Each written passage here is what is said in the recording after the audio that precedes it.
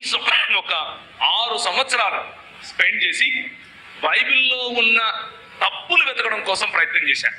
2002 నుంచి 2008 వరకు 2002 నుంచి 2008 వరకు నేను ముస్లింలతో చేసే డిబేట్స్ కారణంగా వాళ్ళు అడిగే తప్పులు, వాళ్ళు చూపించే బైబిల్లో ఉన్న రంధ్రాలు, ఇలాంటివన్నీ వెతికి మొత్తం చూస్తే బైబిల్లో ఒక్కటంటే ఒక్క తప్పు కూడా కనపడలేదు. ఒక్కటి ఇంటర్నల్ గా లేదు, ఎక్స్టర్నల్ గా కూడా లేదు. ఇంటర్నల్ గా ఉన్నటువంటి తప్పులకు మన సమాధానం చెప్పొచ్చు.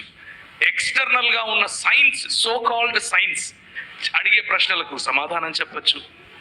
బైబిల్లో తర్కానికి విరుద్ధంగా, సైన్స్కు విరుద్ధంగా, అంటే ఎస్టాబ్లిష్డ్ సైన్స్కు విరుద్ధంగా ఒక్క మాట అంటే ఒక్క మాట కూడా లేదు.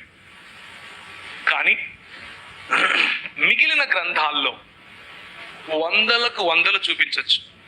వందలకు